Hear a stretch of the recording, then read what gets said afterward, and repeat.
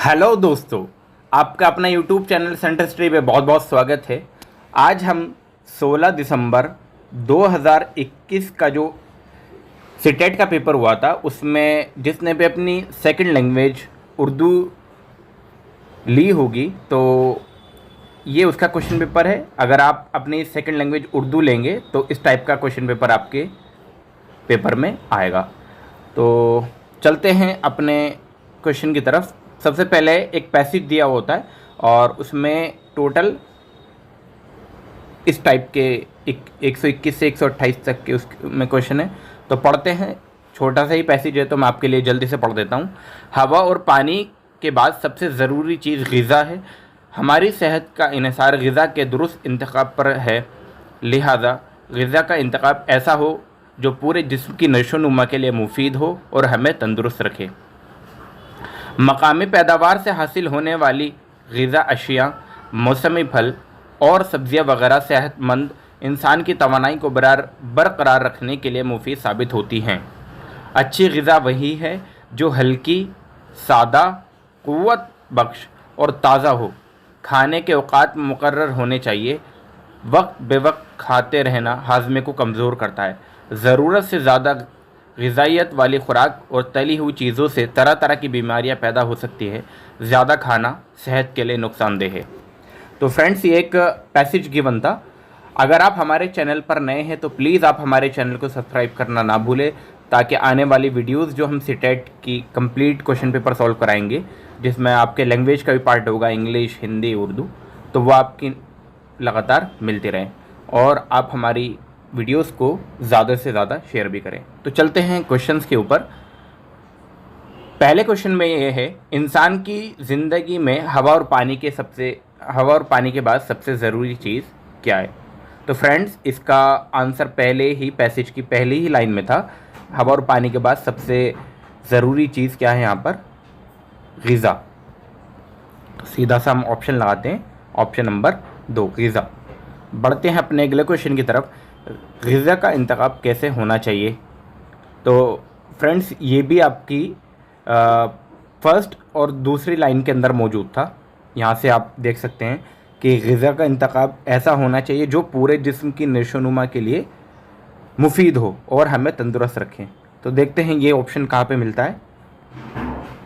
आप अगर पैसेज को एक बार ध्यान से पढ़ लेते हैं तो फिर आप सारे क्वेश्चन के आंसर आप इजीली दे पाएंगे।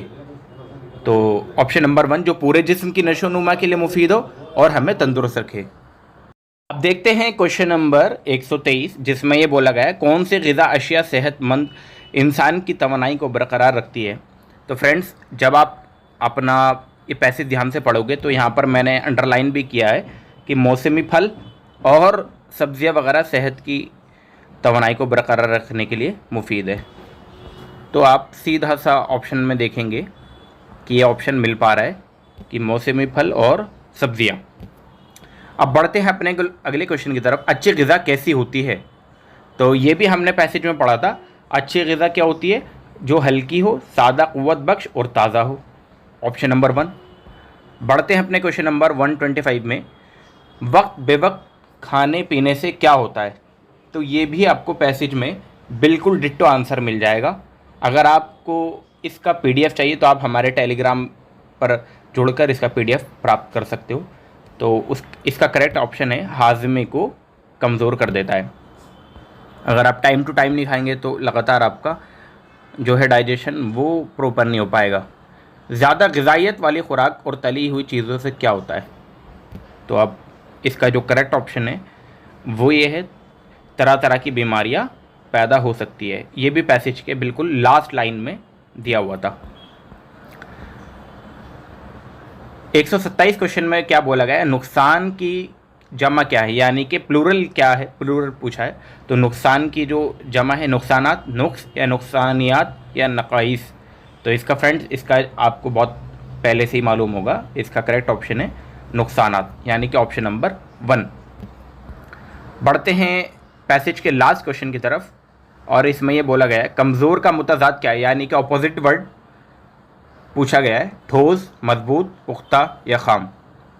तो कमज़ोर का मुतज़ाद होगा मजबूत।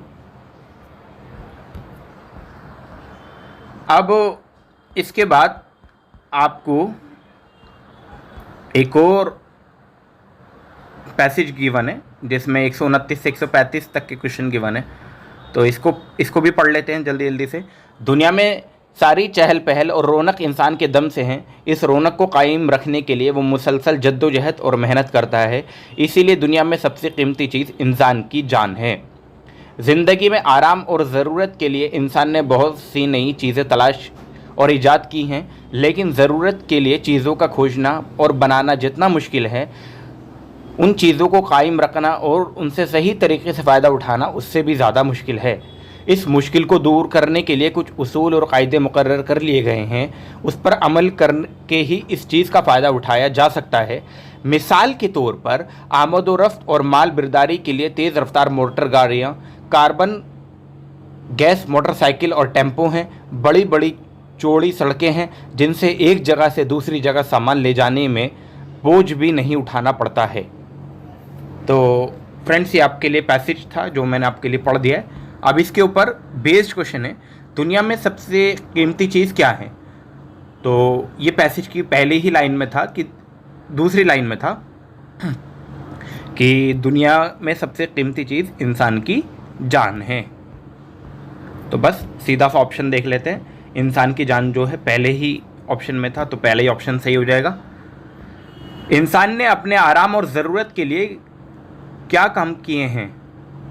तो फ्रेंड्स, इसका बहुत सी सिंपल सी आंसर है। बहुत सी कीमती अशिया ख़रीदी हैं, बहुत सी नई नई चीज़ें तलाश और ईजाद की हैं, या बहुत ज़मीन और जायदाद ख़रीदी हैं, या बहुत सा ऐशो इशरत का सामान ख़रीदा है। तो इसका बहुत सिंपल सा ऑप्शन ये था कि बहुत सी नई नई चीज़ें ईजाद और तलाश और ईजाद की हैं। ये भी पैसेज की आपको दूसरी लाइन के अंदर मिल जाएगा जब आप पैसेज को पढ़ोगे। बढ़ते हैं अपने नेक्स्ट क्वेश्चन की तरफ। चीज़ों को खोजना और बनाना जितना मुश्किल है, उतना ही और क्या मुश्किल है। तो चीज़ों को जो जितना बनाना और खोज या ईजाद करना जितना मुश्किल है, चीज़ों को कायम रखना और सही तरीके से फ़ायदा उठाना उससे भी ज़्यादा मुश्किल होता है फ्रेंड्स। तो ये पैसेज की तीसरी लाइन के अंदर आपको मिल जाएगा। बढ़ते हैं अपने क्वेश्चन नंबर 132 की तरफ। उसूल कवायद को मुकर्रर करके हम क्या कर सकते हैं, उन पर अमल करके चीज़ों से फ़ायदा उठा सकते हैं। हम ज़्यादा दिनों तक इस्तेमाल कर सकते हैं। हम उनकी ज़्यादा अच्छी तरह से देखभाल कर सकते हैं या चीज़ों को महफूज रख सकते हैं। तो इसका जो करेक्ट ऑप्शन है वो है ऑप्शन नंबर 1, यानी कि उन पर अमल करके चीज़ों से फ़ायदा उठा सकते हैं।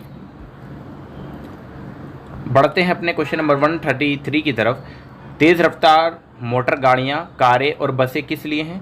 सामान एक जगह से दूसरी जगह ले जाने के लिए, आमद व रफ्त और माल बर्दारी के लिए, सैर व तफरी के लिए, या भारी सामान और कीमती चीज़ों को ले जाने के लिए। तो फ्रेंड्स, इसका जो करेक्ट ऑप्शन है वो पैसेज में ही जब लास्ट से आप सेकंड लाइन पढ़ोगे तो उसमें मिल जाएगा आमद व रफ्त और माल बर्दारी के लिए मोटर गाड़ियाँ, कारें और बसें मौजूद है। बढ़ते हैं अपने क्वेश्चन 134 की तरफ। मिसाल की क्या जमा है। मिसालों, मिसालातों या मिसालातें या मिसालातीन।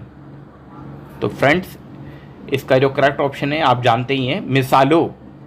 बोलते हैं बात में बोलते हैं कि इतनी मिसालों के साथ उसने समझा दिया, उसने 10 मिसालों के साथ पूरी बात समझा दी।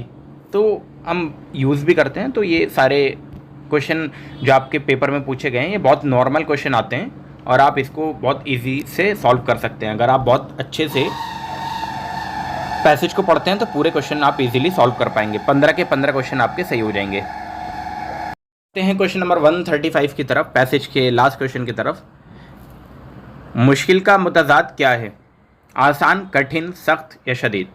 तो ये बहुत ही सिंपल है, आप जानते हैं। मुश्किल का अपोजिट होता है आपका आसान। अब पैसेज के बाद 15 आपके पेडागोजी के क्वेश्चन होंगे जो कि आपसे पूछे जाएंगे और उनको बहुत ध्यान से आपको रीड करना है। और रीड करते हुए ही आपको उसी में आपको समझ आ जाएगा कि कौन सा ऑप्शन सही है। अब क्वेश्चन नंबर 136 की तरफ देखते हैं। बोला गया है ज़बान का उस्ताद आम तौर पर अपनी क्लास कुछ हालात, सवालात और तजुर्बात वगैरह बयान करके शुरू करता है, उसे डैश कहा जाता है। तो क्वेश्चन में ये है कि एक टीचर है और वो अपनी जो क्लास स्टार्ट करता है कुछ क्वेश्चन के साथ, कुछ अपने हालात बयान करके या तजुर्बात, अपनी जो भी उसकी प्रैक्टिकल वर्क है उन सब को या एक्सपीरियंस के बेस पर वो कुछ शेयर करके करता है। तो वो ऐसा क्यों करता है? क्योंकि ये क्या कहलाता है, ये माक़ाबिल पढ़ाई का काम। पढ़ने के दौरान का काम तो बिल्कुल नहीं होगा क्योंकि पढ़ने से पहले कर रहा है। जारी काम में भी नहीं होगा क्योंकि अभी स्टार्ट हुई नहीं क्लास, या क्लास के बाद का काम तो बिल्कुल होगा ही नहीं। इसलिए इसका करेक्ट ऑप्शन हो जाएगा माक़ाबिल पढ़ाई का काम, यानी कि जो पढ़ाई से पहले वाला काम होता है। अब बढ़ते हैं अपने क्वेश्चन नंबर 137 की तरफ। इसको बोलते हैं माक़ाबिल पढ़ाई के काम को बोलते हैं इंग्लिश में प्री रीडिंग टास्क। 136 के बाद 137 में चलते हैं। प्राइमरी सतह पर पढ़ने की सलाहियत की जांच के लिए दर्ज झेल में से कौन सा ज़्यादा मुनासिब है, यानी कि हमें देखना है कि कौन सा ज़्यादा मुनासिब कौन सी बात है इसमें। हुरूफ तेजी को निशान जद करना, या अलामात तलफ़ुज़ को जानना, या मतन की समझ, या पढ़ने में रवानी। तो फ्रेंड, इसका जो करेक्ट ऑप्शन है वो आपका मतन की समझ है, यानी कि comprehension of the text. Comprehension को समझना ही इसका मेन जो इम्पोर्टेंट है वही सही हो जाएगा। तरसीली ज़बान की तदरीस की ज़्यादा तवज्जो होती है अहले ज़बान की तरह बोलने के लिए बच्चों की हौसला अफजाई पर, हदफ ज़बान की कलियों पर ज़ोर देने पर, आमुज़गार की तरसीली महारत फराहम करने पर, या मश्क और वजाहत के ज़रिए तलफ़ुज़ पर ज़ोर देने पर। इसका जो करेक्ट ऑप्शन होगा वो ऑप्शन नंबर 3 होगा, आमुज़गारों को तरसीली महारत फराहम करने पर, यानी कि प्रोवाइडिंग कम्युनिकेटिव स्किल। अब 139 क्वेश्चन की तरफ देखते हैं। बोला यह गया इसमें ज़बान और जिस्मानी हरकत में तालमेल पर मबनी तरीक़ाकार डैश कहलाता है। अब 4 ऑप्शन हैं आपके सामने, काम पर मबनी ज़बान की आमोजिश, या कुल जिस्मानी रद्दअमल, या इमदादी लिसानी आमोजिश, या तरसीली ज़बान की तदरीस। तो फ्रेंड, इसका जो करेक्ट ऑप्शन है वो ऑप्शन नंबर 2 है, यानी कि टोटल फिज़िकल रेस्पॉन्स इसको कहा जाएगा इंग्लिश में, टोटल फिज़िकल रेस्पॉन्स। बढ़ते हैं अपने क्वेश्चन नंबर 140 की तरफ, और इसमें यह बोला गया बुनियादी ख़वानीन और बुनियादी नंबर शुमारी की बुनियादी शराइत क्या हैं। सुनना, बोलना और रियाजी, पढ़ना, लिखना और आदात का बुनियादी इल्म, या लिखना, पढ़ना और माहौलियात, या पढ़ना, लिखना और आदात से खेलना। तो इसका जो करेक्ट ऑप्शन है वो फ्रेंड, इसका करेक्ट ऑप्शन आपका ऑप्शन नंबर 2, यानी कि पढ़ना, लिखना और आदात का बुनियादी इल्म, reading, writing and basic operation with number. अब 142 में चलते हैं। क़वाइद सिखाने में तलबा की मदद के लिए जो हम अमली कामों का डिज़ाइन तैयार करते हैं उसके हवाले से दर्जा झेल में से कौन सबसे मौजू हैं। उसे बामानी होना चाहिए, उससे बहुत मालूमाती होना चाहिए, उससे उस्ताद के नुक्ता नज़र से बामकसद होना चाहिए, या उसका कोई समाजी अमल नहीं होना चाहिए। तो फ्रेंड्स, इसमें समाजी अमल नहीं होगा तो हम पढ़ाएंगे क्यों। और उस्ताद की नज़र में बामकसद नहीं होना चाहिए, उस्ताद की नज़र में नहीं होना चाहिए, बल्कि हमें उसको ऐसा बनाना है जिससे उसे बामानी होना चाहिए, जिसके कोई मीनिंग निकल के आए, मीनिंगफुल हो वो। तो ज़्यादा मालूमाती का तो ऑप्शन ही हट जाएगा। क्यों? क्योंकि अगर वो मालूमाती मीनिंगफुल नहीं है, और जब कोई बात मीनिंगफुल नहीं होती है, चाहे वो कितनी ही ज़्यादा हो, तो उसका कोई बेनिफिट नहीं होता है। अब 142 में चलते हैं। क़वाइद की तर्जुमानी का तरीक़ाकार डैश नहीं करता है। मादरी ज़बान के ज़रिए आमोज़िश की हौसला अफजाई, या क़वाइद को अहमियत देने की हौसला अफजाई, या तलबा की तरसीली महारत में इजाफ़े की हौसला अफजाई, या लास्ट ऑप्शन है आपका तलबा को रवानी के साथ ज़बान के इस्तेमाल के काबिल बनाने की हौसला अफजाई। तो फ्रेंड्स 142 का जो करेक्ट ऑप्शन है वो ऑप्शन नंबर 3 है, तलबा की तरसीली महारत में इजाफे की हौसला अफजाई नहीं करता है, यानी कि इन्हांस अ स्टूडेंट। अब 142 के बाद 143 में जो है एक क्वेश्चन आपके सामने है, और इसमें सिटेट के द्वारा जो ऑप्शन दिए गए हैं वो 2 ऑप्शन दिए गए थे, तो हम दोनों को डिस्कस करेंगे। दर्जा ज़ेल में से कौन सा दुरुस्त नहीं है, यानी कि कौन सा सही नहीं है। ज़बान की क्लास के लिए एक अच्छा मतन सकाफ़ती एतबार से गिरबार होना चाहिए, तो सिटेट ने इसको भी आंसर किया है, और अच्छे मतन मवाद के तमाम कवायदी पहलू को अपने दायरे में लेना चाहिए। ये दोनों ही सही है, मतलब ये दोनों ही स्टेटमेंट गलत थी, और जो गलत थी वही इसमें पूछी गई थी।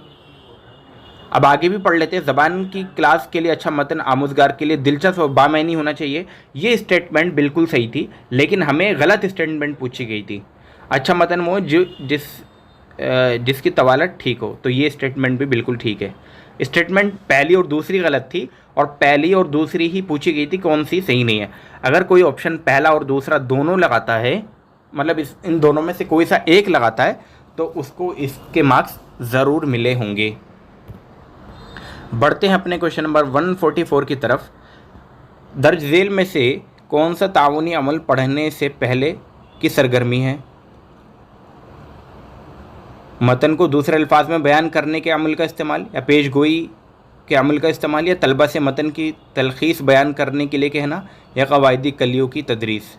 तो फ्रेंड्स इसका जो करेक्ट ऑप्शन है वो ऑप्शन नंबर 2 है, यानी कि पेश गोई के अमल का इस्तेमाल, यानी कि प्रिडिक्शन टास्क इसको कहते हैं। प्रिडिक्शन टास्क तो प्रिडिक्शन टास्क करने के लिए पहले बोला जाता है। बढ़ते हैं अपने क्वेश्चन नंबर 145 में चलते हैं, और इसमें ये बोला गया है कि मतन के अमल वो नज़रियात को नाजरीन या किरदार व गैरत की हैसियत से लिखना एक काम है जो डैश तहत आता है। तो फ्रेंड्स इसका मैं करेक्ट ऑप्शन आपको बता देता हूँ। इसका ऑप्शन है ऑप्शन नंबर 1, अदराजी और इर्तिशाही सवालात के, यानी। अब बढ़ते हैं एक्स्ट्रा, यानी कि इसे कहते हैं एक्स्ट्रापोलेटिव क्वेश्चंस। बढ़ते हैं अपने 146 क्वेश्चन की तरफ, और इसमें बोला है ज़बान की क्लास में शायरी बिल्कुल निसरी मतन की तरह शायरी को भी पढ़ना चाहिए, या सबसे पहले शायर का मुफस्सिल तारुफ और फिर शायरी की तदरीस, या समझने और महफूज होने के लिए होती है, या नज़म और शायर के बारे में ज़्यादा होती है। तो इसका तो बहुत सिंपल सा ऑप्शन था, यानी कि ऑप्शन नंबर इसका 3 है, ये समझने और महफूज होने के लिए होती है। अब शायरी क्लास में इसलिए पढ़ाई जाती है ताकि उससे हम समझ सकें और उसको हम महफूज कर सकें। 147 में बढ़ते हैं, और इसमें ये बोला गया है तलबा की जांच के दौरान ज़बान का उस्ताद फिलिंदा बिलंग दे रखी है, और बोला गया है तलबा के बारे मालूमात यकजा करता है, यानी कि इकट्ठा करता है। और क्वेश्चन में ये है कि जो लैंग्वेज का टीचर है वो अपनी क्लास में तलबा के बारे में एक जानकारी मालूम करता है। ऐसा वो क्यों करता है? ऑप्शन में है कि तकनीकी इस्लाहत और ज़बान की मदद से तलबा को फ़ीडबैक फ़राहम करने के लिए, या मुतल्लमाना और हम मुतल्लमाना पहलुओं में मुख्तलिफ़ तरीक़ेकार और आले कार लाने के लिए, या उनकी कारकर्दगी के मुताबिक उन्हें मुमताज़, औसत और कमज़ोर करार देने के लिए, या ज़बान की क्लास में तदरीस की ज़्यादा इमदादी अशिया के इस्तेमाल के मकसद के लिए। तो फ्रेंड्स ऐसा तो बिल्कुल नहीं होने वाला, यानी कि ऑप्शन नंबर कि किसी को कमज़ोर कर दिया जाए, किसी को ज़्यादा कर दिया जाए, ऐसा बिल्कुल नहीं होना चाहिए। अब इसका जो करेक्ट ऑप्शन है ऑप्शन नंबर 146 का, वो ऑप्शन नंबर 147 का इसका जो करेक्ट ऑप्शन है वो ऑप्शन नंबर 2 है, यानी कि ये। अब 147 के बाद 148 में चलते हैं। कोर्स के दौरान आमुज़गारों की परेशानियों और मालूमात में खिला और महारत में कमियों को मालूम करने के लिए जो जांच होती है उसे कहा जाता है हुसूलियाबी की जांच, महारत की जांच, और इसमें है प्लेसमेंट की जांच या तशखीसी जांच। तो फ्रेंड इसे कहते हैं तशखीसी जांच, यानी कि इंग्लिश में कहते हैं इसको डायग्नोस्टिक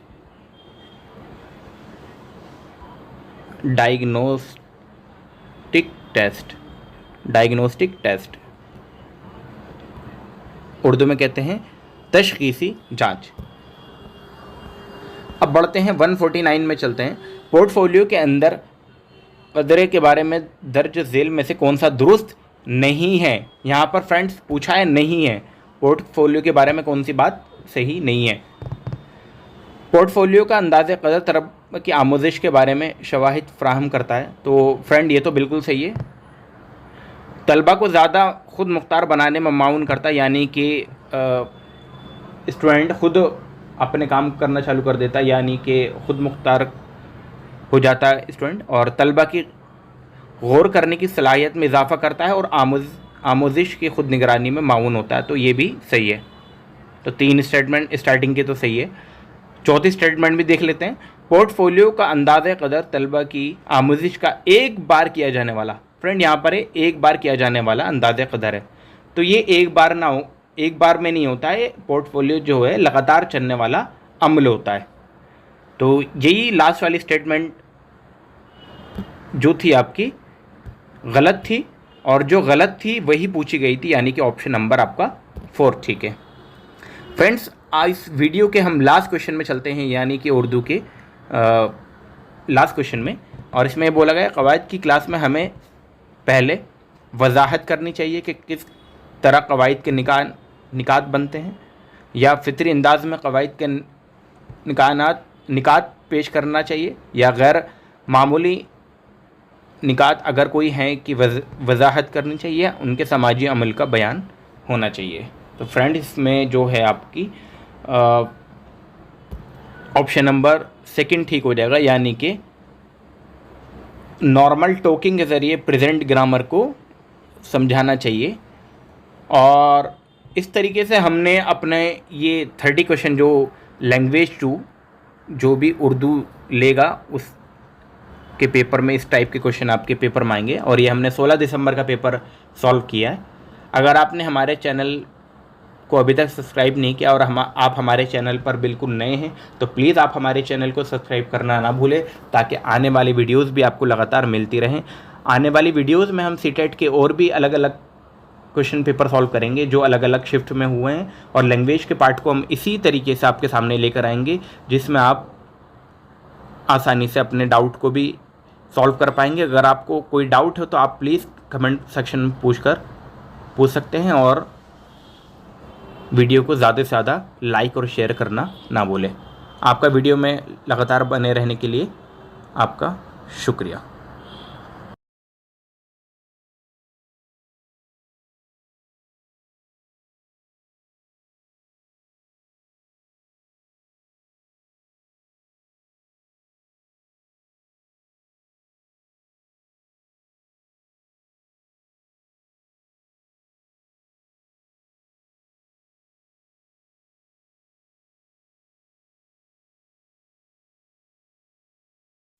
तो दोस्तों ये थे आपके उर्दू लैंग्वेज जो आपकी लैंग्वेज 2 थी उसके 30 क्वेश्चन जो हमने 16 दिसंबर 2021 को जो पेपर हुआ था उसके सॉल्व किए हैं। अगर आप हमारे चैनल पर नए हैं तो प्लीज़ आप हमारे चैनल को सब्सक्राइब ज़रूर कर लें और बेल आइकन को भी दबा दें, ताकि आने वाली वीडियोस में जो हम सीटेट की कवर करेंगे 2021 में जो हुए हैं उसका सभी का क्वेश्चन का आंसर हम आपके सामने लेकर आएंगे, जिसमें हम लैंग्वेज के पार्ट उर्दू, इंग्लिश और हिंदी के भी सॉल्व करेंगे। और इस तरीके की और वीडियोस पाने के लिए आप हमारे चैनल से लगातार जुड़े रहें। आपका वीडियो में लगातार बने रहने के लिए बहुत बहुत शुक्रिया।